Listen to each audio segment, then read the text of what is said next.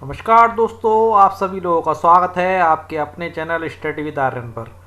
देखिए दोस्तों, हम लोगों की एनसीईआरटी हिस्ट्री चल रही थी, जिसका हमने क्लास 6 का आज हमारा तीसरा अध्याय है, जिसका नाम है पृथ्वी की गतियाँ यानी कि स्पीड।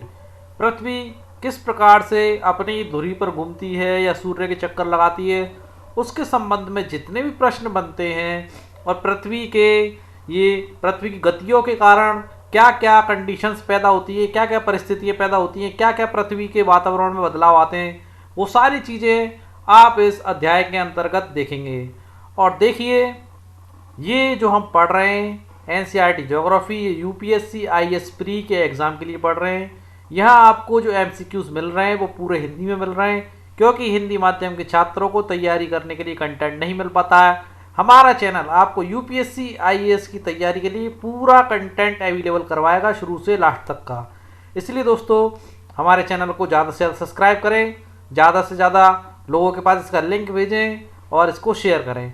टाइम वेस्ट ना करते हुए अपनी आज की वीडियो स्टार्ट करते हैं। देखिए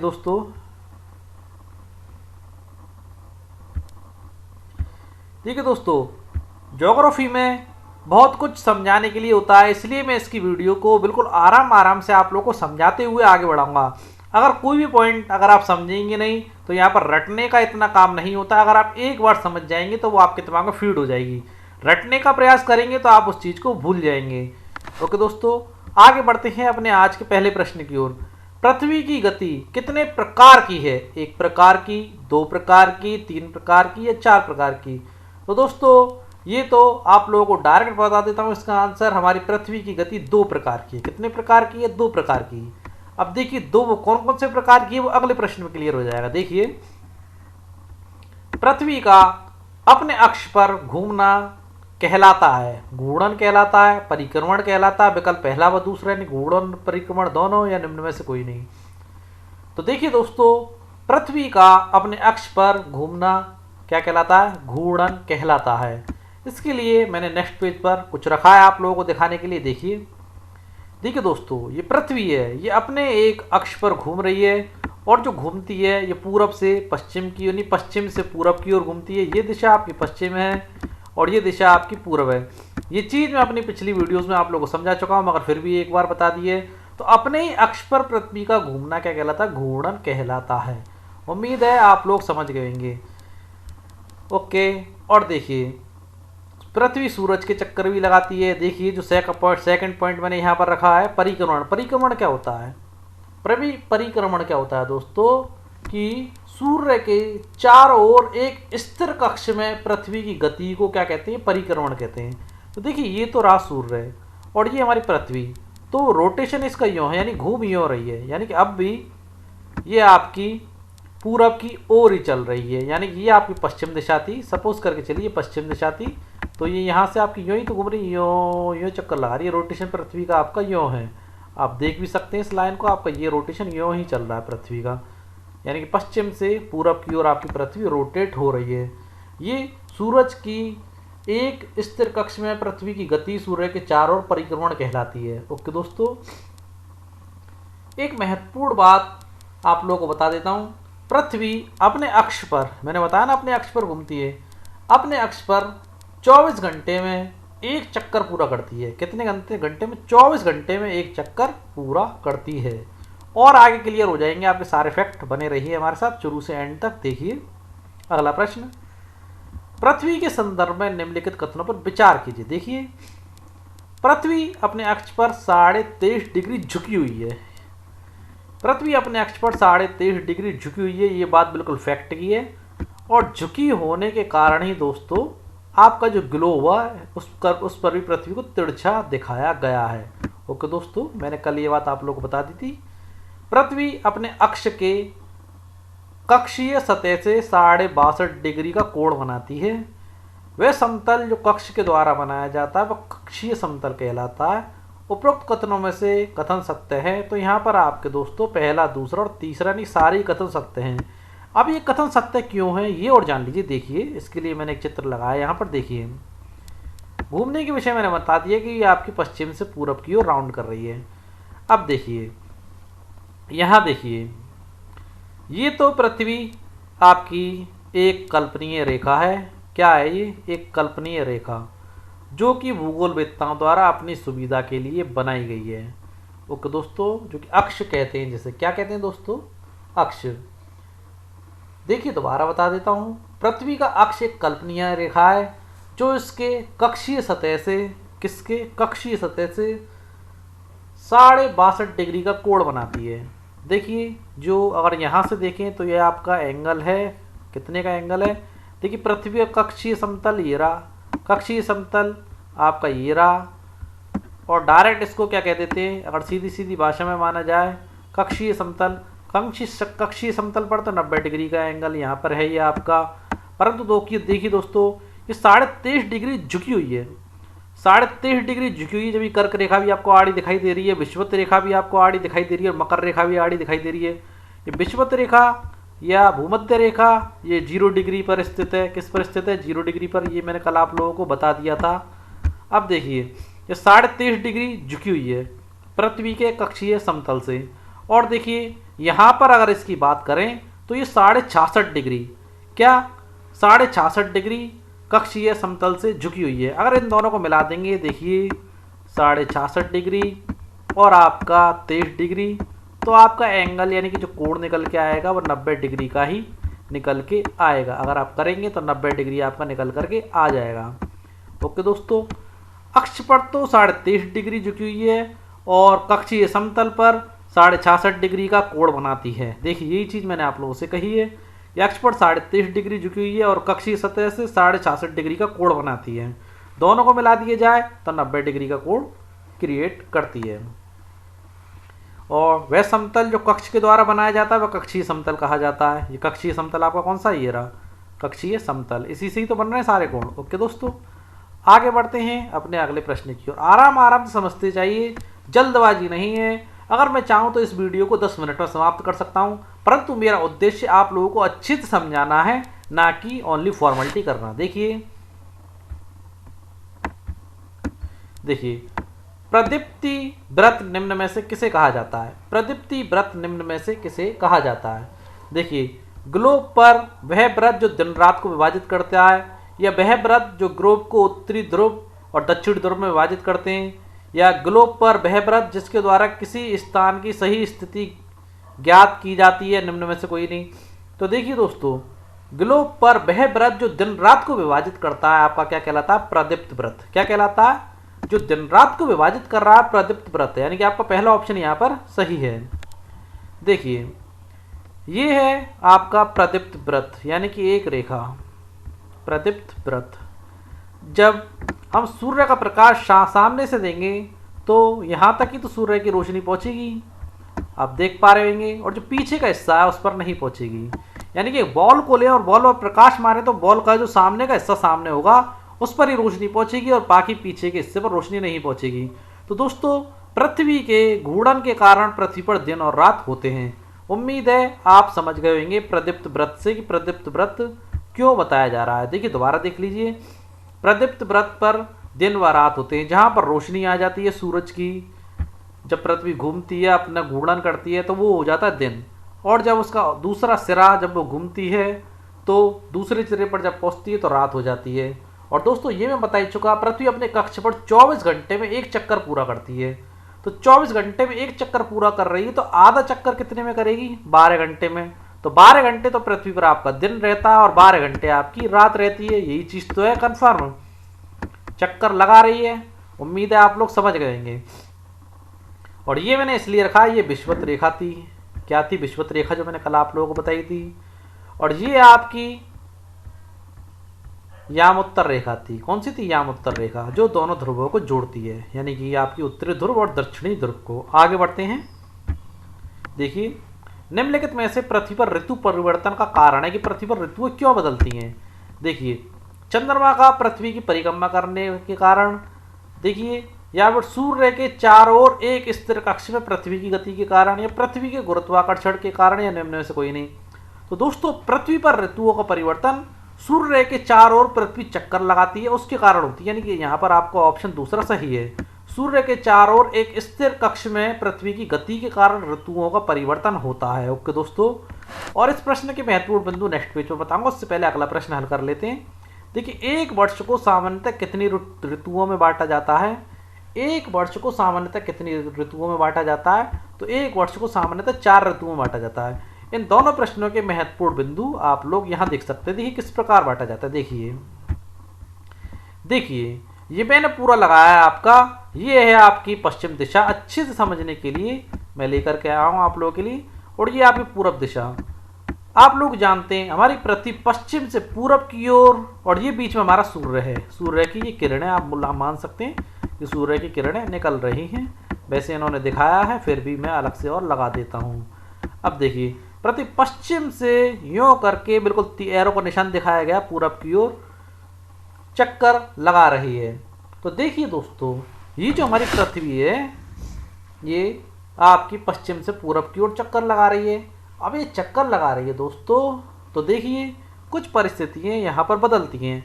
और पृथ्वी जब चक्कर लगाती है तो अपने अक्ष पर 23.5 डिग्री झुकी तो हुई है, जो आपको ये रेखा दिख रही होगी, जो अक्ष की रेखा बनाई गई, जो कि काल्पनिक रेखा है। भूगोलवेत्ताओं ने अपने अध्ययन के लिए इस रेखा का निर्माण किया था। तो दोस्तों अपने अक्ष पर 23.5 डिग्री झुकी हुई है, ये चीज़ तो कंफर्म आप लोगों की हो ही चुकी है पहले। तो देखिए दोस्तों,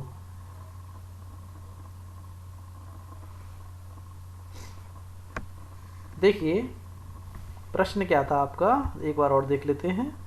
प्रश्न था कि पृथ्वी सूर्य के चारों ओर एक स्थिर कक्ष में पृथ्वी की गति के कारण होता है, यानी ऋतु परिवर्तन। देखिए ऋतु परिवर्तन इसलिए होता है, सपोज करके चलिए इस टाइम पर आपके सूर्य का प्रकाश सीधा पड़ रहा है, तो ये आपका हो गया उत्तरी गोलार्ध, और ये आपका जो नीचे वाला हिस्सा है ये दक्षिणी गोलार्ध हो गया। पूरी पृथ्वी है, हर एक स्टेप दिखाइए। तो सूर्य की किरणें इस वक्त यहाँ पर बिल्कुल सीधी पड़ रही हैं, यानी कि लंबवत पड़ रही हैं। दोस्तों जब लंबवत पड़ रही हैं तो इस टाइम पर जब पृथ्वी यहाँ होगी तो उत्तरी गोलार्ध में ग्रीष्म ऋतु होगी और दक्षिणी गोलार्ध में शीत ऋतु होगी। अब देखिए जस्ट इसका उल्टा बदल जाता है।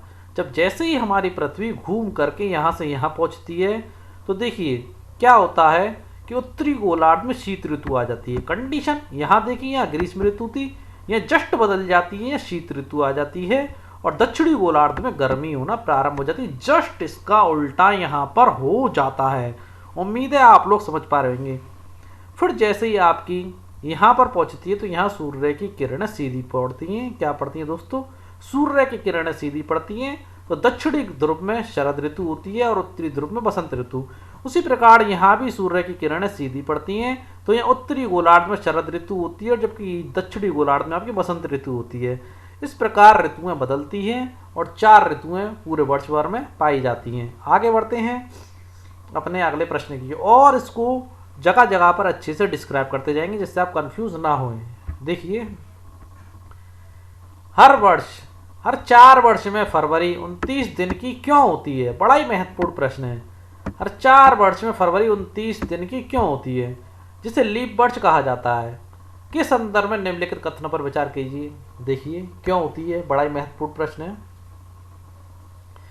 पृथ्वी की परिक्रमण गति के कारण, यानी कि पृथ्वी जो सूर्य के चारों ओर चक्कर लगा रही है उसके कारण, या फिर पृथ्वी एक वर्ष में 365 सही 1/4 दिन में सूर्य का एक चक्कर लगाती है। देखिए अब तक तो हम लोग ये जानते थे कि 365 दिन में हमारी पृथ्वी सूर्य का एक चक्कर लगाती है, जबकि वो सही नहीं है। 365 सही 1/4 दिन में पृथ्वी सूर्य का पूरा चक्कर लगाती है। और देखिए 365 दिन यानी कि हम लोग एक वर्ष 365 दिन का मानते रहें तथा अपनी सुविधा के लिए 6 घंटे को इसमें नहीं जोड़ते हैं, यानी कि 1/4 का मतलब है 6 घंटे, और 6 घंटे को हम अपनी सुविधा के लिए इसमें नहीं जोड़ते थे। देखिए 4 वर्षों में प्रत्येक वर्ष में बचे हुए 6 घंटे, यानी कि एक वर्ष में आपके 6 घंटे बचे, तो दूसरी वर्ष में भी 6 घंटे बचे, तीसरी वर्ष में भी आपके 6 घंटे बचे, और 4 वर्ष में भी आपके 6 घंटे बचे। तो 6 और 6 12 और 6 दूनी 24 घंटे हो गए, यानी 4 वर्ष में बचे हुए 6 घंटे मिलकर यानी कि एक दिन के 24 घंटे के बराबर हो जाते हैं। तो 4 वर्ष में एक दिन आपका बढ़ गया। वैसे साल में होते हैं 365 दिन, जब आपके 4 वर्ष में एक दिन बढ़ रहा है 6-6 घंटे करके, तो कितने दिन हो गए? 366 दिन। तो लीप वर्ष हो ही गया दोस्तों। देखिए 666 366 दिन होते हैं जिससे लीप वर्ष कहा जाता है। तो दोस्तों जब हर 6 घंटे 4 साल में बढ़ जाएंगे तो 24 घंटे हो गए, 24 घंटे यानी कि एक दिन। तो इसलिए 4 फरवरी यानी कि 4 वर्ष में फरवरी 29 दिन की होती है, जिसे लीप वर्ष कहा जाता है। तो यहाँ पर आपके सारे ही कथन सही हैं। देखिए उपरोक्त कथनों में से कौन से कथन सत्य हैं, तो यहाँ पर आपके सारे ही कथन सत्य हैं। देखिए अगला प्रश्न, पृथ्वी के सूर्य के परिक्रमण के संदर्भ में निम्नलिखित कथनों पर विचार कीजिए। देखिए पृथ्वी पश्चिम से पूर्व की ओर सूर्य के चक्कर लगाती है, ये चीज मैं आप लोगों को बता चुका हूं, बिल्कुल ऐसा ही करती है पृथ्वी पूरब से पश्चिम की ओर सूर्य के चक्कर लगाती है, ये चीज गलत है, पश्चिम से उल्टा नहीं चलती है। पृथ्वी दीर्घ वृत्ताकार पथ पर सूर्य के चक्कर लगाती है, बिल्कुल दोस्तों दीर्घ और वृत्ताकार पथ है वो, दीर्घ यानी कि लंबा और वृत्ताकार पथ है जिस पर पृथ्वी सूर्य के चक्कर लगाती है, ये बात बिल्कुल सही है। पृथ्वी पूरे कक्ष में एक ही दिशा में झुकी हुई है, बिल्कुल दोस्तों एक ही दिशा में झुकी हुई है, जिसे 23.5 डिग्री कहते हैं। कितना कहलाता है? 23.5 डिग्री झुकी हुई है पृथ्वी, ये बात भी सही है। तो यहाँ पर देखिए हमारा पहला कथन सही है, तीसरा सही है और चौथा सही है। तो देखिए उपरोक्त कथनों में से कौन से कथन सही है, तो यहाँ पर हमारा दूसरा कथन तो सही, सूर्य पश्चिम से पूरब की ओर चक्कर लगाती है, तो यहाँ पर हमारा पहला, तीसरा और चौथा कथन सही रहेगा। कौन सा रहेगा? पहला, तीसरा और चौथा, क्योंकि हमारी पृथ्वी पश्चिम से पूरब की ओर चक्कर लगाती है और दीर्घ वृत्ताकार पथ पर चक्कर लगाती है। पृथ्वी पूरे कक्ष में एक ही दिशा में झुकी हुई है 23.5 डिग्री पर। ओके दोस्तों, आगे बढ़ते हैं अपने अगले प्रश्न की ओर।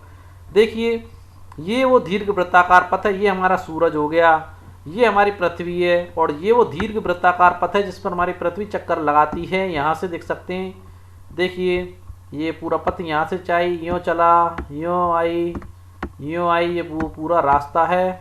ओके दोस्तों, और देखिए इसके विषय में एक बात और बता दूं, ये हमारी पृथ्वी, इसकी जो चक्कर लगाने की स्पीड जो होती है वो होती है 1670 किलोमीटर पर हावर की गति से चक्कर लगाती है। परंतु दोस्तों अब आप सोचोगे कि इतनी गति से हमारी पृथ्वी दीर्घ वृत्ताकार पथ के चक्कर लगाती है तो हम लोग गिरते क्यों नहीं हैं? क्योंकि गुरुत्वाकर्षण बल के कारण हम पृथ्वी से जुड़े हुए हैं, इसलिए हमारी सेहत पर उसको कोई प्रभाव नहीं पड़ता है। उम्मीद है आप लोग इस बात को अच्छे से समझ गए होंगे। आगे देखते हैं अगला प्रश्न, सूर्य की किरणें कर्क रेखा पर किस दिन सीधी पड़ती है? सूर्य की किरणें कर्क रेखा पर किस दिन सीधी पड़ती हैं? 21 जून को, 22 जून को, 23 सितंबर को या 21 मार्च को? तो आप लोग बता दो दोस्तों, सूर्य की किरणें कर्क रेखा पर आपके 21 जून को सीधी पड़ती हैं। कब पड़ती हैं? 21 जून को सीधी पड़ती हैं, या डायरेक्ट भाषा में उसको कह सकते हैं लंबवत पड़ती हैं। और इसे मैं अच्छे से मैप में आगे समझाऊंगा, जब तक आप दूसरा प्रश्न भी देख लीजिए। देखिए उत्तर अयनात बड़ा ही महत्वपूर्ण प्रश्न है। 2 अयनात होते हैं, उत्तर और दक्षिण। तो उत्तर अयनात के संदर्भ में निम्नलिखित कथनों पर विचार कीजिए। देखिए 21 जून को उत्तरी गोलार्ध सूर्य की तरफ झुका हुआ होता है। क्या होता है दोस्तों? ये आपका सूरज सपोज करके चले हम, ये हो गया हमारा सूरज।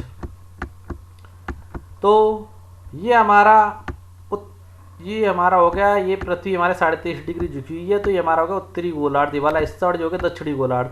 ये क्या कह रहा है कि 21 जून को उत्तरी गोलार्ध सूर्य की तरफ झुका हुआ होता है। जब सूर्य की सीधी रोशनी पड़ेगी तो दोस्तों यहीं पड़ेगी उत्तरी गोलार्ध पर, सही बात है, झुका हुआ होता है। तो सूर्य की किरणें कर्क रेखा पर पड़ती हैं दोस्तों। कर्क रेखा जस्ट यहाँ होती है, हमारी विषुवत रेखा के जस्ट पास होती है। तो दोस्तों सीधी पड़ती है, यानी कि आपका पहला पॉइंट यहाँ पर बिल्कुल सही है। इस दिन उत्तरी गोलार्ध में सबसे लंबा दिन और सबसे छोटी रात होती है। दोस्तों जब सूरज की किरणें सीधी पड़ेंगी तो दिन तो सबसे लंबा होगा ही होगा और रात छोटी होंगी। और देखिए विषुवत वृत्त के उत्तरी भाग में सर्दी का मौसम होता है और दक्षिणी भाग में गर्मी का मौसम होता है। तो दोस्तों यहाँ पर आपकी जो 10वें में जो दी गई है वो तीसरे नंबर की चीज़ गलत दी गई है। विषुवत वृत्त के उत्तरी भाग में सर्दी नहीं होती है। जब जब सूरज की किरणें सीधी पड़ रही हैं तो वहाँ पर सर्दी कहाँ से हो जाएगी? वहाँ पर तो गर्मी होगी दोस्तों। और दक्षिण भाग में सूरज की किरणें सीधी पड़ती ही नहीं है, क्योंकि वो हिस्सा पीछे की तरफ रह जाता है, नीचे की तरफ रहता है। तो दोस्तों यहाँ होती है सर्दी। तो कहाँ होती है सर्दी? यहाँ पर होती है। अब इन चीज़ों को मैं मैप से आप लोगों को समझाने का प्रयास करता हूँ। देखिए दोस्तों, ये सूरज और 21 जून की कह रहा है। कौन सी तारीख की कह रहा है? 21 जून। तो 21 जून की घटना क्या कहलाती है? उत्तर अयनात। क्या कहलाती है? उत्तर अयनात। यहाँ पे ये आपका हो गया नॉर्थ पोल या उत्तरी गोलार्ध, और नीचे क्या हो गया आपका? साउथ पोल या दक्षिणी गोलार्ध।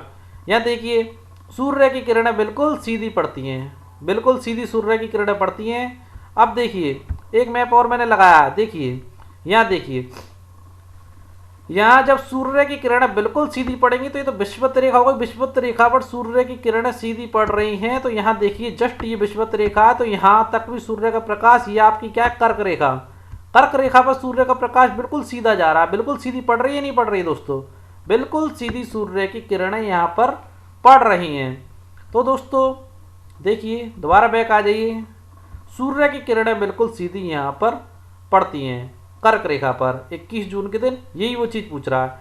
अब देखिए उसका प्रभाव क्या होता है, जब प्रभाव पड़ेगा तो आपका जो उत्तरी गोलार्ध है यहाँ पे क्या होगी, ग्रीष्म ऋतु पड़ेगी। उत्तरी गोलार्ध कौन सा है आपका, उत्तरी गोलार्ध या उत्तरी ध्रुव, उत्तरी ध्रुव ये रहा नॉर्थ पोल, तो यहाँ पर आपकी गर्मी पड़ेगी पड़ेगी। और दक्षिणी ध्रुव में क्या होगा आपका साउथ पोल, साउथ पोल में क्या होगा, साउथ पोल में सर्दी पड़ेगी। क्या होगा दोस्तों, दक्षिणी शीत ध्रुव में क्या होगा, गर्मी पड़ेगी। ओके दोस्तों, यहाँ तो गर्मी पड़ेगी और यहाँ आपकी सर्दी पड़ेगी। देखिए यहाँ मैंने लिख कर के भी दिया है, देखिए उत्तरी गोलार्ध में जब सूरज की किरणें सीधी पड़ती हैं तो ग्रीष्म ऋतु होती है। और देखिए इस हिस्से में ये वाला हिस्सा आपका यामोत्तर रेखा, जो जब सूरज की किरणें सीधी पड़ रही हैं तो आपको एक बॉल लेकर के देख सकते हैं, जब इसके हिस्से में सूरज की किरणें सीधी पड़ेंगी और पृथ्वी हमारी 23.5 डिग्री अक्षांश पर झुकी हुई है, तो उत्तरी गोलार्ध पर तो हमारा सूर्य का प्रकाश ही नहीं आ रहा। यहाँ देखिए दक्षिणी गोलार्ध में देखिए जो शेडिंग वाला हिस्सा है आप लोग देख पा रहे होंगे, यहाँ तक इससे आगे यानी कि फ्रंट वाला हिस्सा है बॉल का, तो सूर्य का प्रकाश खाली इस हिस्से में ही जा रहा है, पीछे के हिस्से में तो सूरज का प्रकाश है ही नहीं है। तो दोस्तों यहाँ पर तो आपका सर्दी पड़ना स्वाभाविक ही है, अगर इस क्षेत्र में सूरज का प्रकाश पड़ता तो सर्दी क्यों पड़ती, जबकि यहाँ पर सूरज का प्रकाश सीधा पड़ रहा है, तो इस चक्कर में यहाँ पर ग्रीष्म ऋतु पड़ रही है। और जस्ट इसका उल्टा यहाँ पर हो जाता है, आप देखिए इस बॉल का जो सीधा प्रकाश पड़ रहा है, यहाँ देखिए आपके 22 दिसंबर को जब यहाँ सीधा प्रकाश पड़ रहा है तो यहाँ पीछे के हिस्से में जब रोशनी नहीं जा रही सूरज की, तो पीछे के हिस्से में क्या रहेगी, शीत ऋतु रहेगी। तो शीत ऋतु कौन से में, उत्तरी गोलार्ध आ गया है इस तरफ, और दक्षिणी गोलार्ध यहाँ आगे तक है, तो दक्षिणी गोलार्ध आगे है, तो यहाँ तो आपका रोशनी पड़ रही है, तो यहाँ ग्रीष्म ऋतु है, पीछे रोशनी नहीं पड़ रही है, तो यहाँ शीत ऋतु है। उम्मीद है आप लोग इस नक्शे को अच्छे से समझ गए होंगे। आगे बढ़ते हैं अगले प्रश्न की ओर। देखिए दक्षिणायनात के संदर्भ में नीचे दिए गए कथनों में से कौन से कथन सत्य हैं। देखिए दक्षिणी ध्रुव सूर्य की ओर झुका हुआ होता है, सूर्य की किरणें मकर रेखा पर सीधी पड़ती हैं, दक्षिणी गोलार्ध पर बड़ा दिन और छोटी रातों वाली ऋतु होती है। उपरोक्त कथनों में से कौन से कथन सत्य हैं। तो दोस्तों यहाँ पर सारे कथन सत्य हैं। देखिए मैंने अभी थोड़ी देर पहले आप लोगों को दिखाया, जस्ट ये वाली कौन सी दक्षिणायनात की घटना कौन सी तारीख को होती है, ये आपकी तारीख होती है 22 दिसंबर को। इस दिन क्या होता है आपका, मैंने आप लोगों को बता दिया था, देखिए आप लोगों ने ऑप्शन में भी अच्छे से देखा होगा, दक्षिणी ध्रुव सूर्य की ओर झुका हुआ होता है। कौन सा, ये आपका दक्षिणी ध्रुव भी तो झुका हुआ है, जिसपे सूर्य का प्रकाश यहाँ पर डायरेक्ट लंबवत सूर्य का प्रकाश यहाँ तक दक्षिणी ध्रुव आ रहा है आपका। तो देखिए ये तो आपका उत्तरी ध्रुव है और 23.5 डिग्री झुकी है, तो दक्षिणी ध्रुव ये पॉइंट ही तो हुआ, तो यहाँ पर तो डायरेक्ट पड़ रहा है, परंतु सूर्य की रोशनी इस बॉल पर जस्ट सपोज करके चलिए दोबारा ओपन कर देता हूँ, ये देखिए ये तो 23.5 डिग्री अक्ष की रेखा हो गई और ये बॉल पर यूं काटा हमने, तो प्रकाश जो पड़ेगा वो इसी रेखा के सामने ही सामने तो पड़ेगा, सूरज ये रहा, तो यहीं तो प्रकाश जाएगा, बॉल के पीछे तो प्रकाश कभी भी नहीं जा सकता।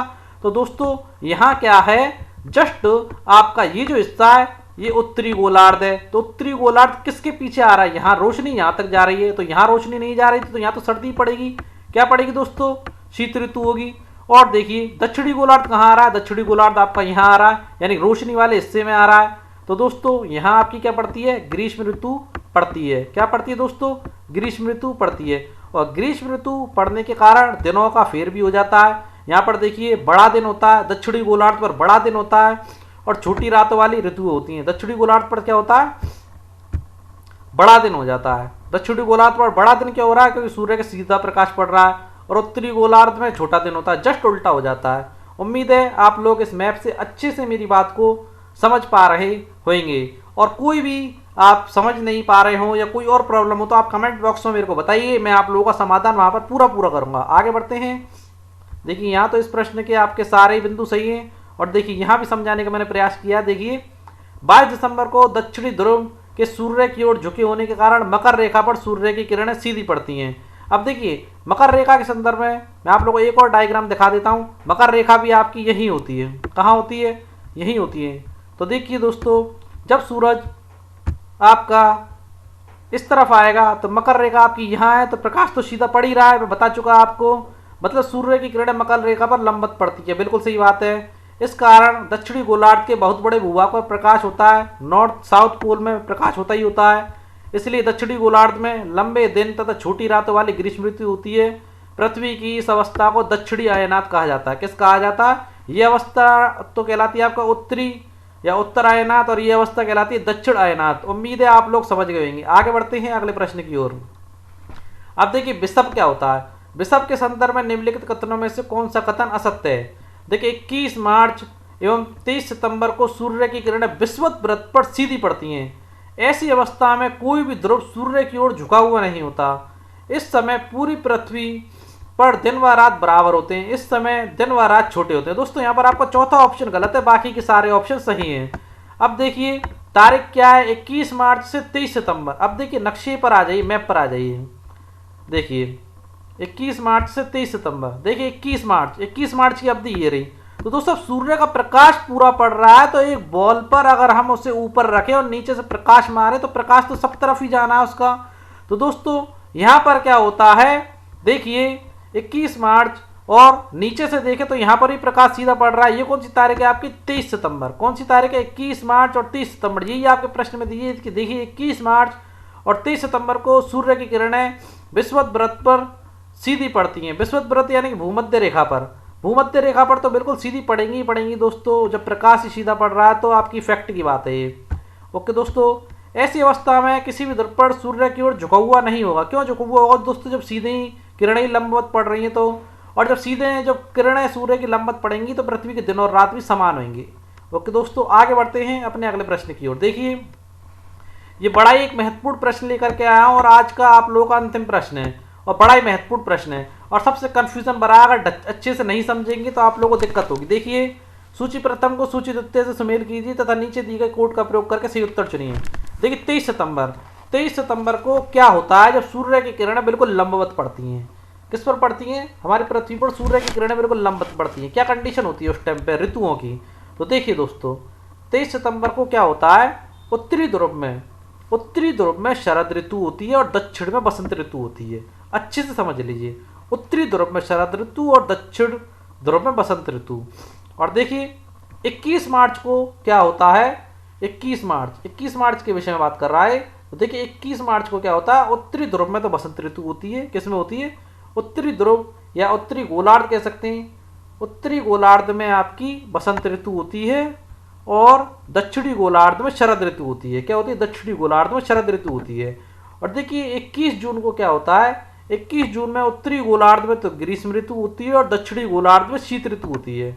और 22 दिसंबर को क्या होता है दोस्तों, 22 दिसंबर में दक्षिणी गोलार्ध में शीत ऋतु होती है और दक्षिणी गोलार्ध में ग्रीष्म ऋतु होती है। ये मैंने मैप के साथ भी आप लोगों को समझाने का प्रयास किया है। देखिए 21 मार्च को उत्तरी ध्रुव में बसंत ऋतु है और दक्षिणी ध्रुव में शरद ऋतु है। और जस्ट इसका उल्टा यहाँ पर हो जाता है 23 सितंबर को। यहाँ पर उत्तरी गोलार्ध में शरद ऋतु है आपकी और दक्षिणी गोलार्ध में बसंत ऋतु है। उसी प्रकार दक्षिणी गोलार्ध में यहाँ पर ग्रीष्म ऋतु है और शीत ऋतु है। ये तो मैं आप लोगों को समझा ही चुका इन दोनों की चीज़ें। आगे बढ़ते हैं। देखिए उम्मीद है आप लोगों को जो भी मैंने समझाया है वो अच्छे से समझ में आ गया होगा। ओके दोस्तों, आज की हमारी वीडियो आप लोगों को कैसे लगी कमेंट बॉक्स में जरूर बताएं। ओके दोस्तों, अपने किसी प्रकार के आप लोगों की क्यूरीज हो उसे कमेंट बॉक्स में आप लोग पूछ सकते हैं। वीडियो अच्छी लगी हो तो लाइक करें, कमेंट करें, शेयर करें और ज़्यादा से ज़्यादा दोस्तों चैनल को सब्सक्राइब करें। ओके दोस्तों, आपके छठे महीने में यूपीएससी प्री का पेपर होने वाला है, तो अपनी तैयारी को अच्छे से करें और एक व्यवस्थित तरीके से करें, पूरी मेहनत करें जिससे आप लोगों का सिलेक्शन हो सके। और हम आप लोगों के साथ हैं। आप लोगों की पूरी तैयारी यूपीएससी प्री की हम इन 5 महीनों के अंतर्गत आप लोगों को कंप्लीट करा देंगे। बस आप लोग हमारे साथ जुड़े रहें और अपनी तैयारी करते रहें। कल फिर मिलते हैं दोस्तों अपनी ऐसी एक अच्छी वीडियो के साथ। तब तक के लिए जय हिंद दोस्तों।